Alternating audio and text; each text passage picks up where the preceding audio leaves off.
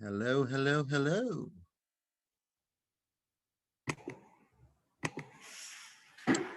How's everybody doing? Good, how you doing? Good. Another lovely day in paradise. Yep. I want the sun to come back out. I know. This has been weird summer. Yeah. They was saying that we have had what, like 9 inches of rain just in the month of July so far, It's which crazy. is, yeah, which is like double what we normally get. And we're Right. only halfway through the month.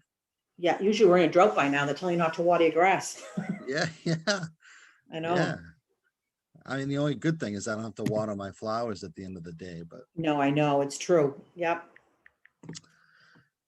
well, you guys excited about making offers and presenting offers? That's always a fun part of our jobs. Has anybody done that before? Anybody written any offers yet? I have. You have? How did it go? Um, it was my very first offer and it didn't go as well as I wanted it to. So I'm guessing it didn't get accepted is probably what you're thinking. Yeah, that Yeah. and I just had a hard time getting, it was over the weekend. I had a hard time getting help. So Oh, it okay. ended up being like just a shit show, but Yeah. it is what it is. I kind of got over it. Yeah, I hear you. I hear you. Yeah. Well, hopefully we'll have that problem resolved so that you don't have those types of shows. Right, right. Yeah, I hope that Anybody? never happens again. That was just awful. Yeah. Anybody else write an offer yet? Anybody been to that stage? I did, Scott. Can you hear me? I'm in I my can, car. yes, I can hear you. Yeah, the first offer that I submitted, I don't know how, but it was accepted, and we I don't actually, know how. oh, it was so bizarre. It was like the beginning of May, and yeah, I was just as shocked as you are. We went through the whole transaction, and it ended up falling apart the day we Oh, were set to close. Yeah, yeah. on the day of closing? The day that we were originally set to close, we had to push out the commitment date because um, we didn't have the appraisal report in time. And then Okay. there was a financing issue, and we were gonna extend out the closing date to sometime the following week. But yeah, our original date was the 11th, and it fell apart on the 11th. Yep. Wow, that's too Yeah. bad. That's too bad. Yeah. Well, what I always think is funny is when a seller says how we don't earn our money, or the seller says, I can't believe you get so much money for such easy work. All you have to do is put a for sale sign on the property and wham, bam, thank you, ma'am, you got yourself a sale. And I always laugh and I say, see, you think that we don't have anything to do once we have a signed offer. The actual fact of the matter is it's easy to sell the property, but it's getting it to the closing, just like Shaylin had an issue there. That's where the challenge is. Yes, okay, maybe I shouldn't say it's easy to get an offer, but in today's market, it is easy to get an offer. And which offer you're going to select? Well, we're going to talk about all that stuff today, but I always tell the seller it's the work that I do after we get the offer that is a lot of your value, because you've got to be able to figure out, okay, where are there possible potholes in the deal? Are there obstacles I'm going to have to overcome? Is this actually going to get to the closing table, or am I just going to be spinning my wheels for a couple of weeks here? So, or even, longer. But all right, so let's jump in, and I'm going to go ahead and share my screen with you guys. You can all see this okay? Yeah, nod your head. Okay, perfect. And let's go slideshow from the current. All right, so what I would probably stress is that, we've got a few slides here that are going to be good visual context for you. But just keep in mind that, while there is a standard process for making an offer, sometimes it doesn't always work that way. and or sometimes there may be, an obstacle thrown at you, and your buyer has a pre-approval letter that's not for enough money to write your offer. I've had that happen a couple times where, the buyer says, oh, we're pre-approved up to $1 million, but we're only going to look at houses for 600,000. Okay, great. But that one weekend we were out looking at an $800,000 property, and now they want to buy it. Well, their pre-approval letter says 600,000. So now you're behind the scenes running around trying to get the lender on the phone to update that letter just so you can start the process, but because without that pre-approval letter, you're sunk. You can't submit an offer for 800 grand with a pre-approval of 600. They're going to laugh at you. They're going to say, do you need to go back to school? Because these numbers don't line up, so sometimes those obstacles are thrown at you right out of the gate, I guess is my point. But so the general process is you get the offer, you submit it to the seller agent, the listing agent, and then there's going to be some sort of response. It says here, it's either going to be an acceptance of offer, a counter of offer, or they're going to reject your offer. I would probably even add a fourth response, and I would say they could ignore your offer. And what I mean by that is they don't have to sign that they rejected your offer. They could just simply say, you know what, we got 30 offers. I'm not going to sign that I reject 29 of them. We're only going to have them sign that one offer that they accepted. But it's good to call the agents that are not going to win and say, hey, I'm sorry, the sellers decided to take another offer. I will let you know that people will ask you why. Why are they accepting another offer? What was wrong with my offer? It's almost like that relationship, you're breaking up with a boyfriend or girlfriend. Why are you breaking up with me? It's not you, it's me. It's sort of that you've got to go through that drama with the agent and say, look, at the end of the day, it comes down to price and terms. If you had the best offer, we would have taken your offer. I can't tell you specifically what you could do to make your offer better. That's your job. Your job is to figure that out. So you will have some of those conversations, we should say. All right, but let's assume that the offer is accepted by the seller.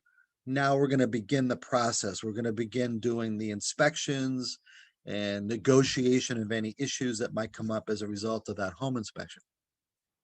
Naturally, if the seller rejects your offer, you're just going to go away and pout and wish that you had a better offer.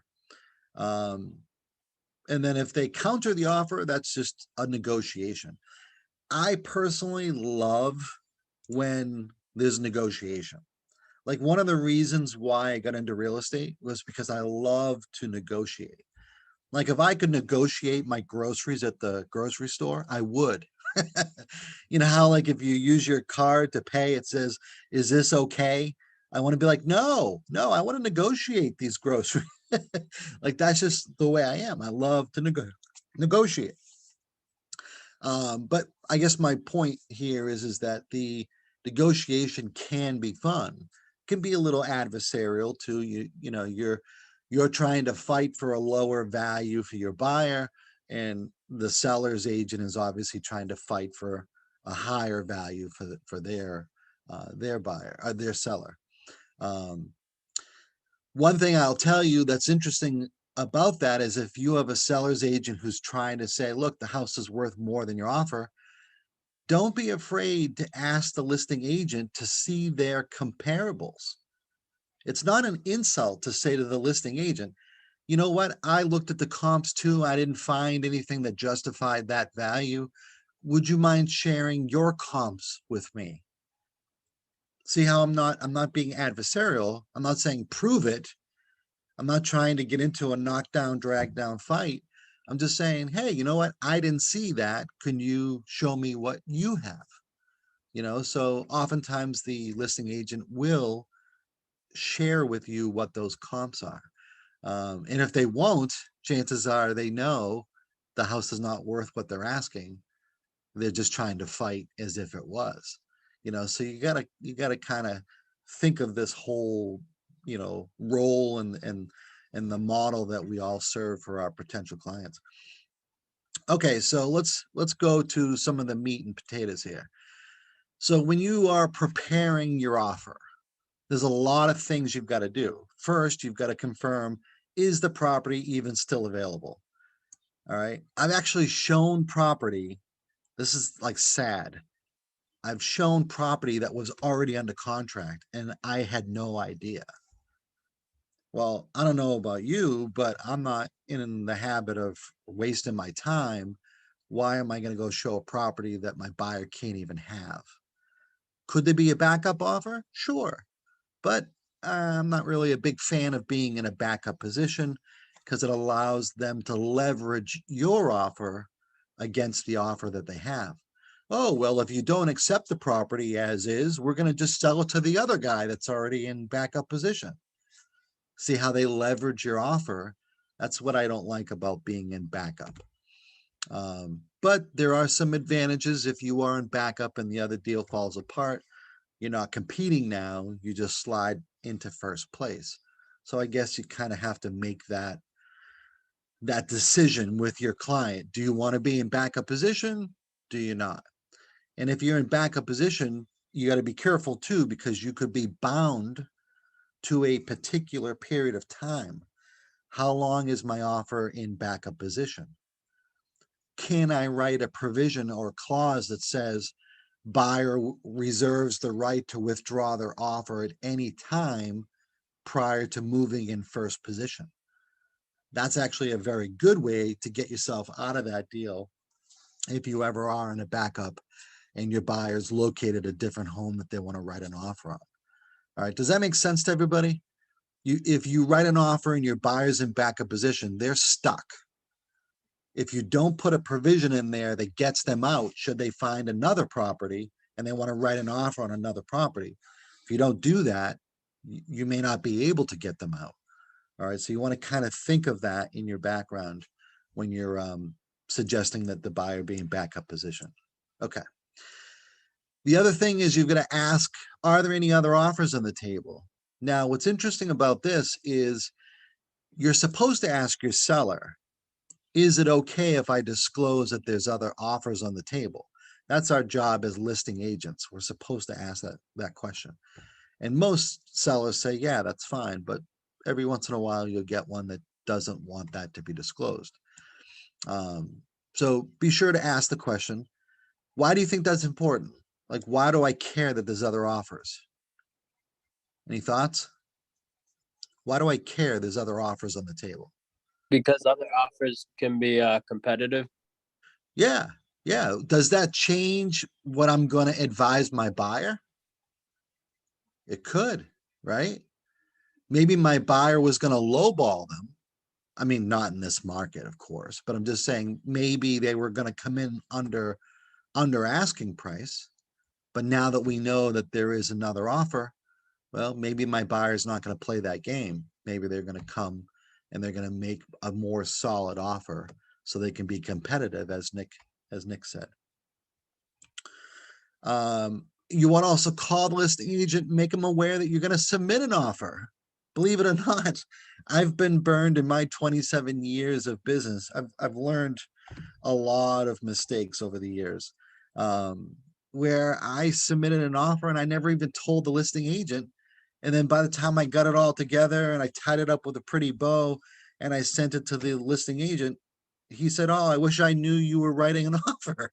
We accepted one 2 hours ago. I'm like, no, something simple, like all you had to do is make a phone call, so legit, pick up the phone.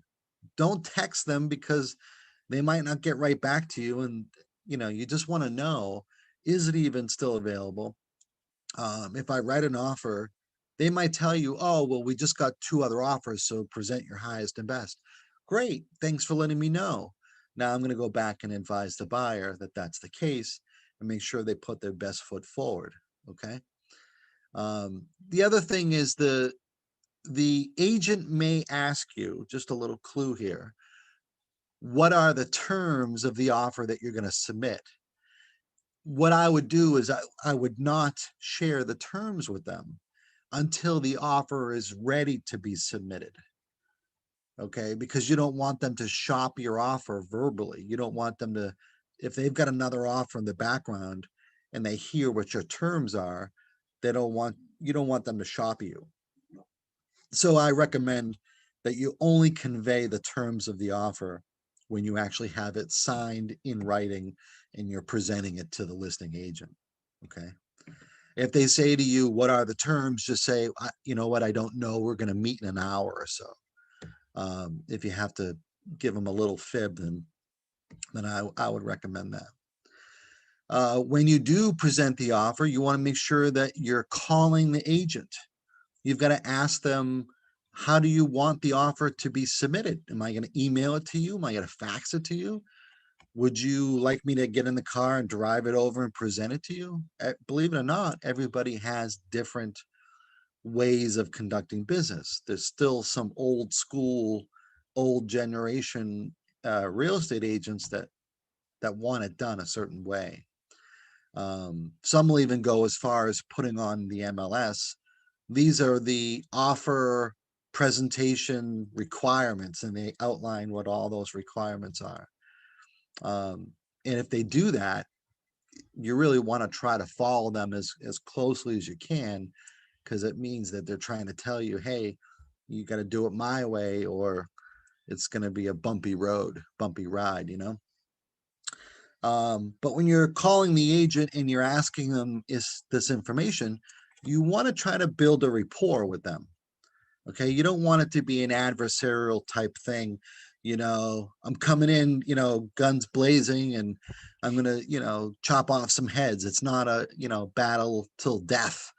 You know, you want this to be a smooth transition for both the buyer and the seller. And you want the other agent to feel that you did your job, you represented your client well, and you were easy or a pleasure to work with, because that'll actually help you in the long run. If you make offers in the future, you might get your offer accepted because people say, oh, I've done business with Matthew in the past. He was wonderful. I recommend we take that deal. I've never done anything with Sarah. I mean, she could be new for all I know. You know, and again, I'm just saying, if your offers are basically the same and it comes down to us picking one over the other, sometimes it is, you know, helpful that they've done business with you in the past, or that you have a good reputation. You know, your past dealings were pleasant. Okay. So keep all these kind of things in mind as you're building your rapport with them. You also want to ask during that call, is there anything that's important to the seller? Do they need a specific closing date? You know, are there timing issues? Are home inspections good on the weekends because there's nobody home and their kids are home and they don't want them to be having to move out of the house? Sometimes people have daycare issues, or they have pet care issues. So again, you're on the buyer side at this point. You want to try to make your offer as good as possible, and you yourself, you want to come across as good as possible. You want them to look forward to working with you. So when you call and ask those questions, you know, that goes a long, long way. It really, truly does. I've even had sellers who, they didn't want any of their furniture. They just said, look, if we could sell the property and not have to move all of our crap out of the house, pardon my French, that would be great. So in the offer, we wrote in, seller can leave whatever furnishings or belongings behind. And our offer got accepted because we were so accommodating. Okay. It's not that you know, that you want to take every punch that comes your way. You're just trying to position your offer, position your buyer to look the most attractive. All right. And at the same time, you gotta protect your client, you know. Um, you want to prepare a CMA, you want to prepare a market analysis based on what you've seen. You know, if your buyer has gone to an open house and you were not present with them, it's going to be difficult for you to give them advice on a home you've never seen. Sure, you can look at the pictures online and, you know, get a general idea. But if it were me, I would recommend you schedule another showing appointment with the buyer and try to go out to look at the house so you can, you know, do your job. You can point out the positives and the negatives, and you can let them know, you know, your thoughts, whether you think it's a worthy home to purchase or not. Obviously, it's their decision. You know, I'm not trying to say push them one way or the other, but hopefully your clients value your advice and your opinion. Now, if time is against you and you can't schedule a private showing to go out there because you think it's going to go under contract sooner, well, then you just got to bite the bullet, look online, try to do your research if you can. And, you know, hopefully the house is everything that you hope for your clients.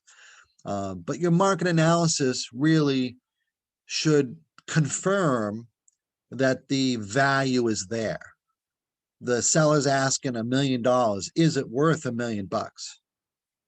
Okay. And your buyer is going to want your advice. But don't just say, oh, yeah, that's worth it. Actually have some proof in the pudding, you know, look up some comps. Maybe send the comps to your buyer and say, you know, as you can see here, you know, they're actually very well priced. You know, they could probably be priced a little bit over $1 million, you know, so the fact that I'm advising you to make an offer for more, that's why, you know, or geez, you know what, they really missed the mark on this and they're about 40, 50 grand off.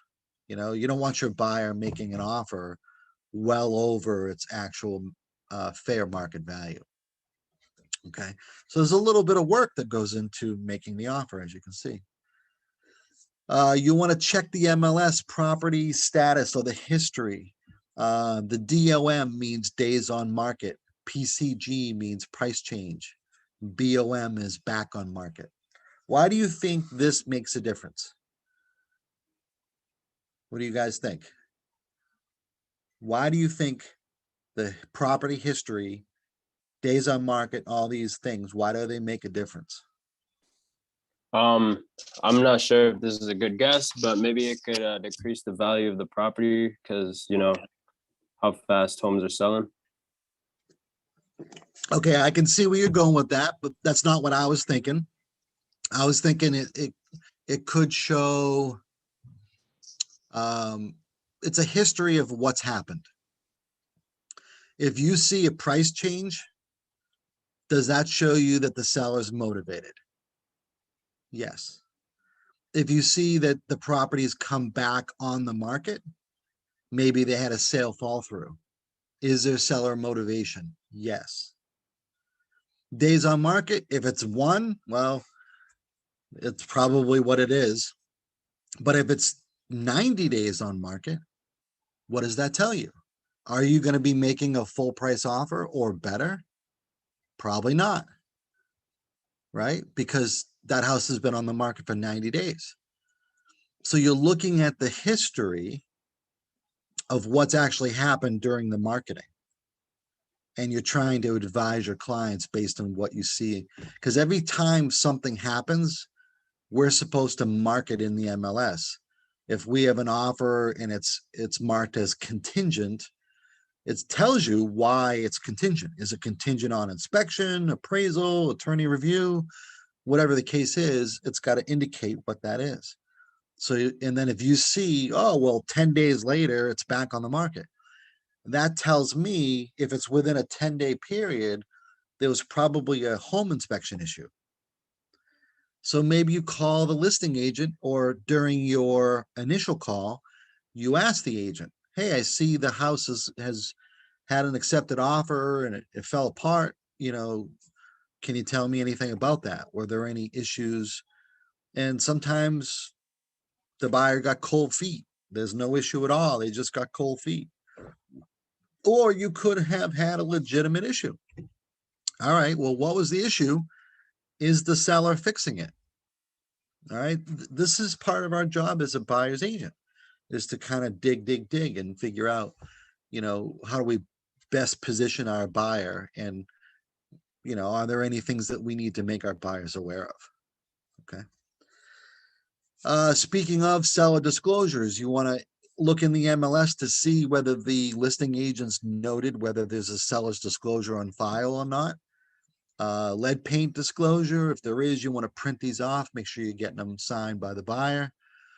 If there's nothing or no indication in the MLS, then you want to ask the listing agent, are there any seller disclosures? Is there anything that you know about the property that should be disclosed? Okay.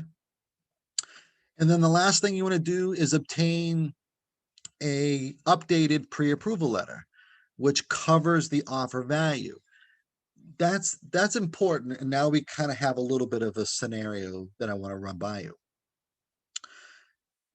You remember I told you my buyer that was approved, he could get a loan for $1 million, but he only wanted to get a house for 600,000. So do you have the lender write that they're pre-approved for $1 million on the letter? Or do you have them write that they're pre-approved for 600,000, which is the offer price?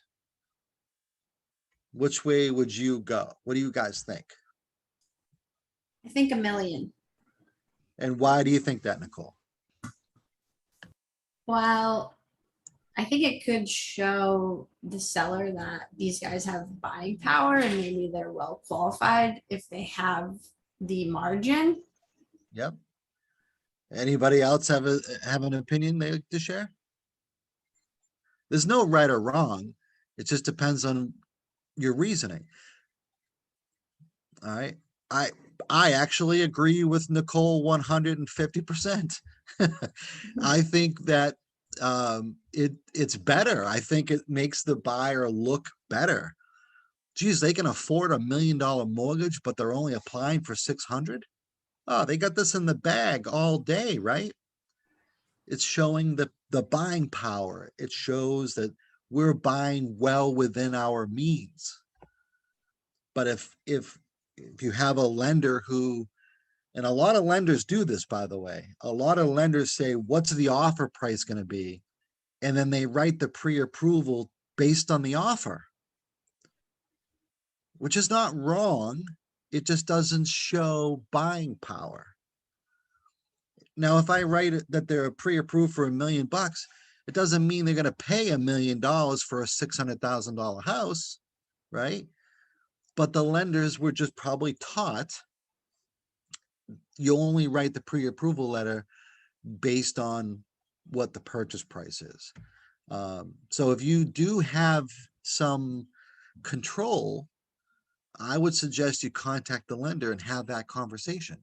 Hey, my buyer's telling me they're well qualified, they can buy $1 million property, even though they only want 6. In this highly competitive marketplace, I think it's better for us to show that my buyer has a huge buying power, even though they're not taking advantage of it. All right. And they may disagree with you, and you might end up nowhere. You might end up exactly where you started.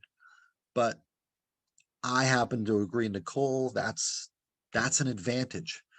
And I had a scenario I'll share with you real quick, where I had 2 offers were presented. They were the exact same price. This was years ago.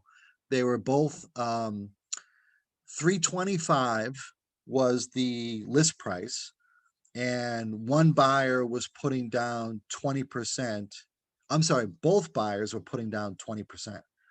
But one buyer's pre-approval letter said they were pre-approved for $325. The other buyer's was pre-approved for $500,000. We took the $500,000 buyer because I said, wow, they're pre-approved for so much more. This should be a slam dunk loan. That's the reason we took it.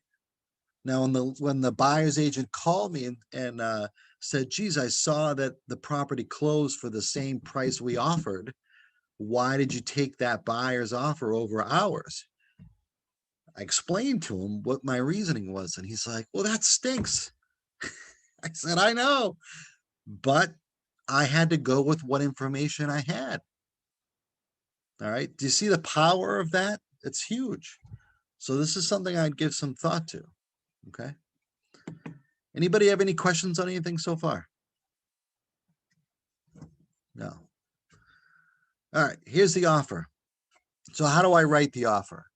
Well, I'm going to go ahead and annotate for a moment here so that you can see my screen. You can all see my red.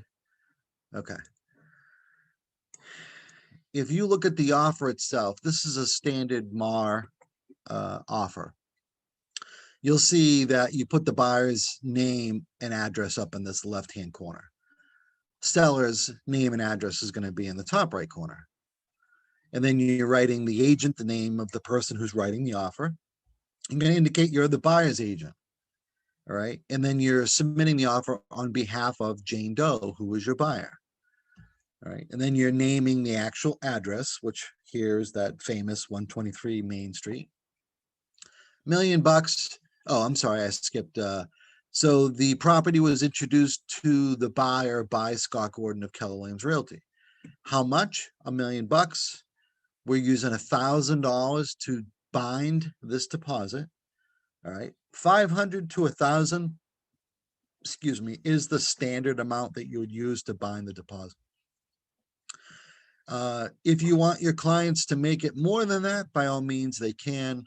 Usually we try to negotiate the least amount possible, because if the buyer ever defaults, we want them to lose the least amount possible. But on the other side of the scale, to make your offer more attractive, you could make that first initial deposit maybe $5,000. Now you're showing, hey, we've got more skin in the game, and it looks better for the seller, so that, geez, if the buyer is going to default, well, they're going to lose a lot more money. And what is the likelihood that they're going to default? Because that's a lot of money. So it depends on which thing you're trying to achieve there.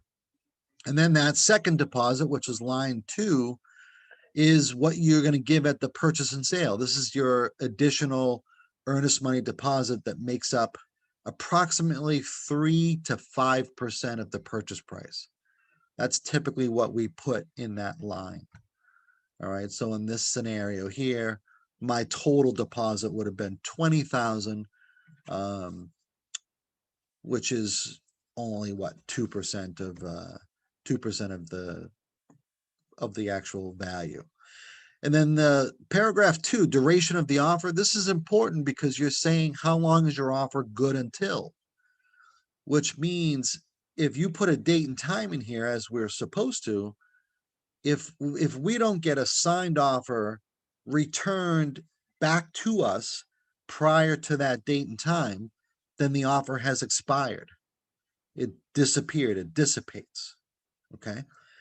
Now let's say that July 15th at 5 o'clock, which is tomorrow, if I get the offer back at 5:05, well, technically it's expired. So what do we need to do? We could either change the date or change the time, and then we'd have the buyers and the sellers both initial that change. Okay. But technically, if the offer is delivered back to you signed after the expiration date, you don't have a binding offer. So you want to make sure that this date is coinciding with when you're actually getting it back. You do not want it to be expired. That's a very big detail. Second thing is you're going to fill out the P&S date and time. Traditionally, it's 10 days later. You can make it 14 days later. You can make it 100 days later. But the standard time frame is 7 to 10 days. All right. So I typically just do a 10-day difference. So 10 days from July 15th would be July 25th. Closing is going to be at 12 p.m. on August 31st. How did I pick that date? Well, normally, once you have a signed P&S, you would typically close within, say, 30 to 45 days after that purchase and sale date. Okay. So the closing dates at 12 p.m. on August 31st at the Suffolk County Registry of Deeds. Escrow is the deposit money is all going to be held by ABC Realty. All right. Or if it was Keller Williams listing, then I would just write Keller Williams Realty here. Whoever the listing agent is traditionally who holds the deposit money.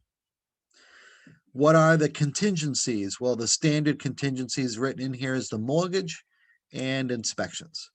So the mortgage, we're going to apply for a $500,000 loan. I've got to get my loan by August 21st. Where did I come up with that date? Traditionally, it's 3 to 4 weeks after the purchase and sale timeframe. Your average lender needs 3 weeks to get a loan commitment. Some of them need a little bit more time. So when you're talking with your lender, it's not a bad idea to say to the lender, hey, by the way, can you get this done in 30 days? All right, because if they can't, you want to make sure you write in the proper time frame so that you're not putting your buyer behind the 8 ball. All right, so we picked here August 21st as your date for loan commitment. The date that's down here says that the buyer is going to make a loan application by June 28th. Where did I get that date from? Well, it's typically 2 to 3 days after the purchase and sale date. All right, because once the P&S is signed, now we've got to get that to the lender so they can make a formal loan application. Now that they have a physical address that they can type in on that loan application, we typically want that to occur within a couple of days after that purchase and sale is signed. All right, so I selected the 28th would be that time frame. What does that mean exactly? The buyer has to have made a loan application by no later than that date.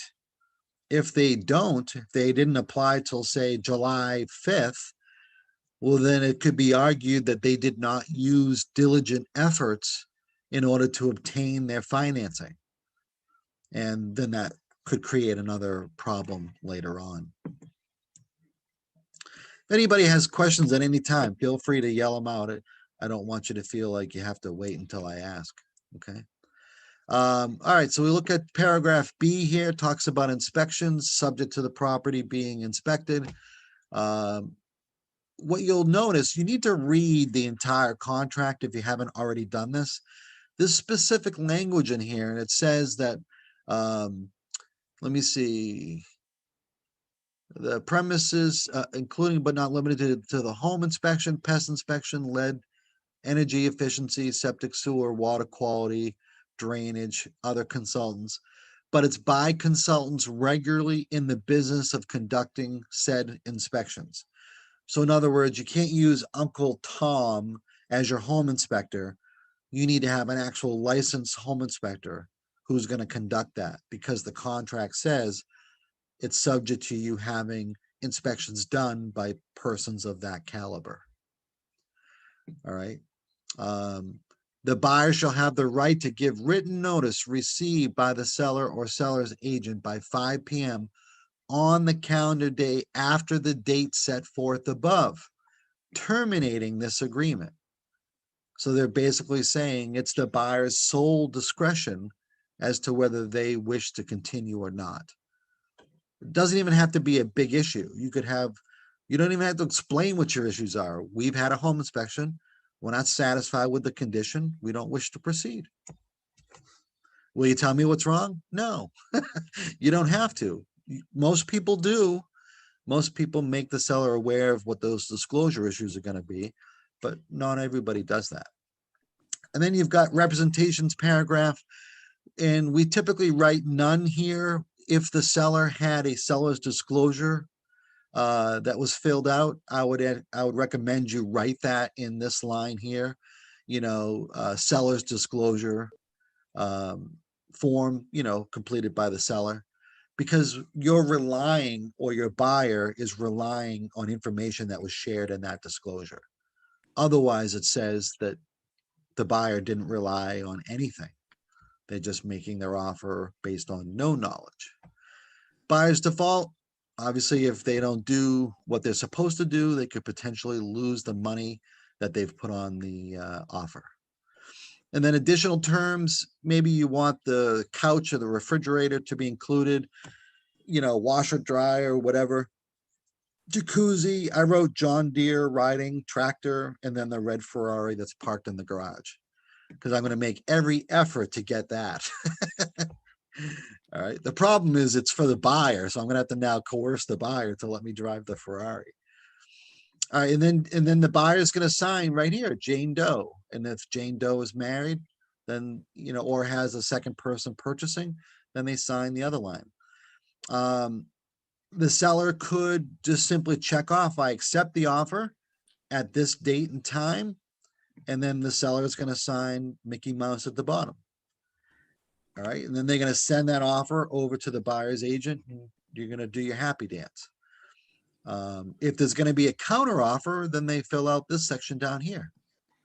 All right. Receipt for deposit. I don't usually fill that out myself, but sometimes the buyer wants some sort of receipt for deposit. I always say your check is your receipt. You're going to get that back from the bank. All right.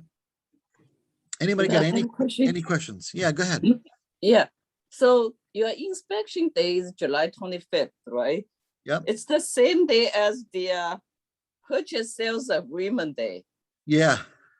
But usually you don't wait till inspection goes through, then the attorney starts to prepare for purchase sales agreement. Good question. So I traditionally write the 2 dates the same, that the home inspection will be done prior to the purchase and sale. I could have done it 1 more day or 2 more days out. But sometimes the agents get confused and they think, well, why are you making it longer than 10 days? All right, so maybe what I could have done is done on the inspection date. I could have made it July 24th or 23rd. Because go ahead, I'm sorry. I'm sorry. It's not a requirement you have to give by 10 days to do the home inspection? Well, it's a requirement that you have to indicate how many days the buyer gets to do it, but it can be whatever the 2 parties agree to do. Okay.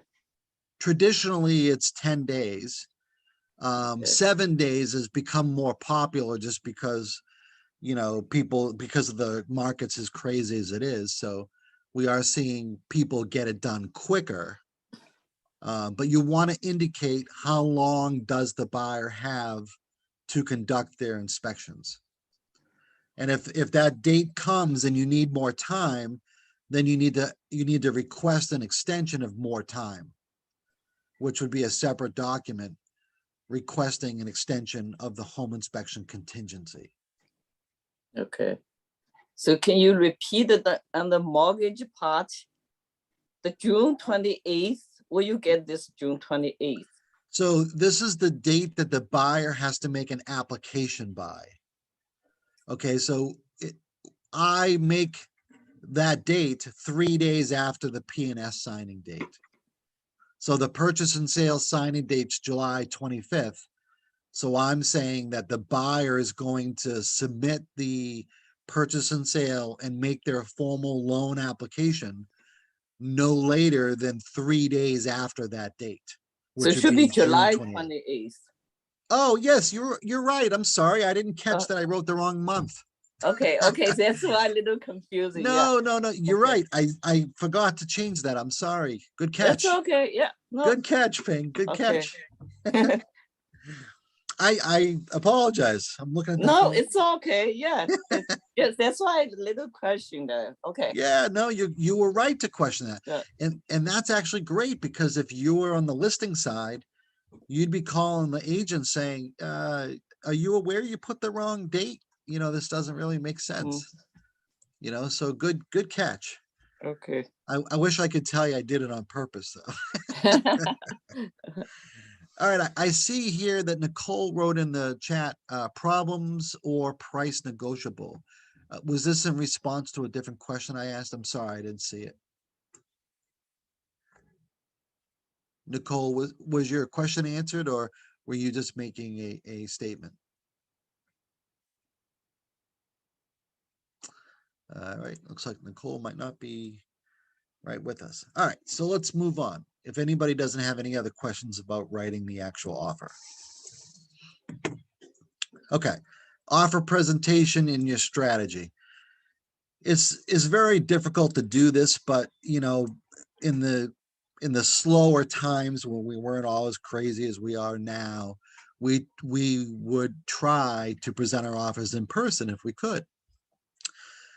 Again, it's really not being done today, but there's advantages to doing that. When you present your offer in person, if you are lucky enough to present it to the seller directly with the listing agent present, then you get to take advantage of these verbal or non-verbal cues, the body language, someone's facial expressions.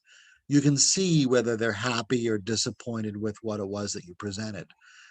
So there's definitely some advantage to that.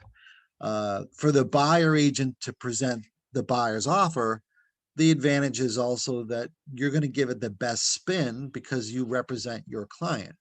Where if I just send it in via email, well, I have to rely on the listing agent to communicate everything that I've presented, and it's only going to be presented or communicated as they see fit. So there's a little bit of a difference there, but the trend is that we are getting away from presenting offers in person, and we're now just doing it online, which again is not the greatest thing, but that's just the way the industry has formed in the last decade or so. Keep quiet after presenting your offer. So you know what they say, tell me your price and then shut up. In other words, don't show your hand. Don't seem desperate. So the best strategy is when you present your offer, just be quiet. Wait for a response. Even if it's an uncomfortable 2 minutes, it might feel like 2 minutes, but it might only really be 30 seconds. And remember that the individual is probably trying to formulate what their response is going to be. So you really got to wait. Don't speak again after you've presented your offer, because now you could potentially be giving up too much information. You could be showing your hand, which you want to try not to do. Listen carefully to what the seller is requesting.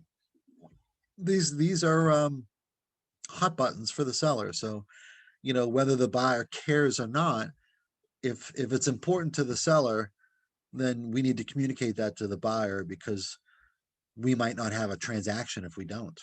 All right. Stay calm and relaxed. Some people can't do this. If you are the type of person who gets excited easily or stressed, or your eyeballs are popping out of your head because you're nervous, or you bite your nails, or you keep doing this, or you keep, if you have things like that you keep doing, this is telling to the other side, right? Just like I said to you, the verbal, nonverbal cues, those are all cues on the other side. So try to keep it in and don't do those things. Don't look nervous. Don't look desperate. You know what they say, like poker players should wear sunglasses. Why? So that their opponent's eyeballs don't dilate, so they can't see whether they're excited or not. They don't want their eyes to actually show their adversary what's going on. So kind of keep those things in mind when you think about negotiation. And always remember, who's your client. While you're trying to make this smooth and a good smooth transition for all parties involved, your client's number one. You're always protecting their interests. Okay. The negotiation should always be a two-way street. It should never be that the buyer is always giving, and the seller gives nothing. In this type of market, that is what it is. Unfortunately, the sellers are in control and the buyers have no control. The buyers just need to write out a blank check and say, please don't make it too painful. That's basically what's happening, right? At the end of the day, for a negotiation to be successful, the parties need to feel like they got a fair deal. They need to feel like, it was a win-win for both sides. Okay. All right. Now, if we're representing the seller, what do we do? All right. All the information we talked about before was relative to the buyer. Okay. So the seller, it's a little bit different. All right. I'm going to make this a little bit faster because we don't have a lot of time left. But once you receive the offer, naturally, you're going to gather information about the buyer. You're going to make sure that you present the offer to your client. It's a good idea to present it to them in person, but if, time doesn't allow, then certainly over the phone is the best way. You don't want to be texting your seller, hey, we got an offer, these are the price and terms. You owe them, the respect of a phone call at the very least. If not, go and have that conversation in person. And naturally, at the end of that conversation, you're going to respond to the offer. And we already know it's either going to be acceptance, counter, rejection, or potentially we're just going to ignore the offer. All right. But even if you ignore the offer, meaning you're not signing that you rejected it, give the other agent a professional courtesy and give them a call and just let them know that the sellers decided to go with another offer. All right. That's something that we owe them at the very least. So what do we do when we're looking at the address, make sure that the address is correct, that, this is going to be a legal binding contract on the proper address. Make sure that the pricing would meet the seller's expectations. Is the earnest money substantial? Is it sufficient? Or do we want more? Sometimes the buyer, I've seen $100. The buyer tries to get away with only putting $100 down. Nah, sorry. We want you to have a bigger stake in the game. When is the offer good till? When does it expire? We talked about that when we went over the offer. This is important because if you don't respond within that time frame, it's not going to be binding on the other party. Are they pre-approved? One of the things we're going to ask you to do is contact the lender and verify that their pre-approval is legit. We're going to ask you to see, did they check their credit score? What type of FICOs do they have? Their FICO score is important. Do they see any hurdles or obstacles the buyer might have to go through? So this is a conversation that every listing agent should have with the lender who has written the pre-approval letter for the buyer. Now you're doing all this before your seller accepts the offer. Okay, so there's a little bit of work going on. You're also looking at the financing terms. What if the terms are such that they're looking for a loan, they're not going to get it for 60 days. Okay. Why is it going to take so long? So you can ask those questions. If it's FHA financing and the property has peeling or chipping paint, excuse me, then you need to know that, hey, this is going to be an issue. When the property appraiser comes over, they're going to see that the property has got chipping and peeling paint, and they're going to require that be done prior to the closing. All right. So if your seller is not willing to do any of that, then you've got to negotiate with the listing or the selling agent and say, hey, this is going to be a problem. We need to address it now. And then will the closing date work? All right. Because again, the seller has the right to say, you know what? You propose August 31st. Well, I want to close on August 22nd. All right. Or I want to close in September. August is too quick. So these are just, some of the key components that you're going to remember when you're reviewing the offer. All right, so here's some additional components. All right, I'm going to just move my people screen. Contingencies. Are there any contingencies against the property? Is it, aside from the financing and inspection, is it contingent upon the property appraising? Is it contingent upon a home sale of the buyer? Maybe they have a home that they're going to sell themselves, and that needs to close in order for them to purchase this property. So we've got to be aware of those contingencies and advise our client whether those are favorable or whether they're items of possible concern. Sometimes the buyer will write in that they want something repaired, even though they haven't done a home inspection yet. They may see that there's broken windows, or they may see that a particular repair needs to be made, and they'll write that in the offer as well. Concessions refers to like closing costs. Sometimes the buyer will ask the seller to pay a portion of their closing costs. Again, these are all considerations that we have to discuss with the client. What does this mean? Is it something that, is a concern, or is it really what most people are doing? Again, part of that depends on what your marketing is. What type of market are you in? Are you in an aggressive seller's market? Is it a buyer's market? Is it balanced? Where are we? Calling the lender to check the buyer's credibility. We talked about that. Evaluate the potential obstacles. If the buyer is only putting down 3%, well, that's a low down payment purchaser. And is that a bad thing?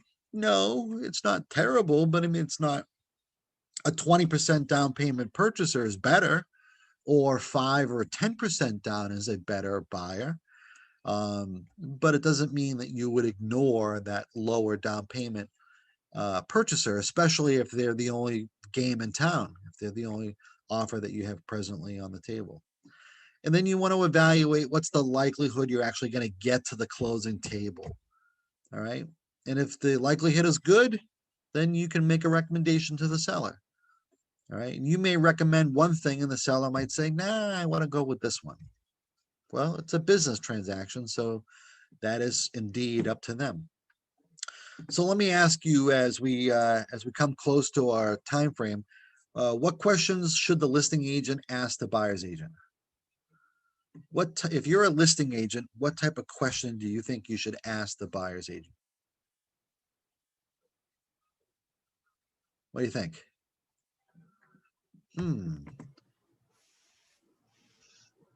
Michelle, looks like you got a comment. Maybe to make sure that they're going to be qualified for the loan, to make sure that they're. Okay. Yep. So you're asking, how qualified are they? Right. Right. That's a good question. Yep. Anybody else?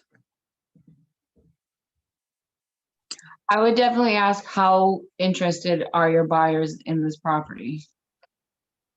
Okay. So would there be skewed levels? Like, are they, obviously they wrote an offer, so they're interested, but are they in love with the property? Is that what you're trying to measure? Like how much do they like the house? Yeah, exactly. Yeah. Okay. Yeah. Anybody else? Maybe the how flexible the time frame is.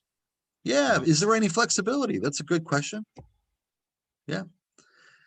All right. Well, let me help you out with a couple more. You guys did a good job on that. Here's a couple that you might consider asking. Is this the highest and best offer? Does the buyer currently own or rent a home? The reason why this is important to me is because if you currently own a home, if there's no home sale contingency in the offer, I want to see a letter from the lender that says they don't have to sell their current home in order to buy this house. So that's kind of a tell for me. The other thing is, if they currently own a property, chances of them getting financing are pretty good, right? They're not a first-time home buyer. Usually, if you already own a house, you're typically going to get your financing.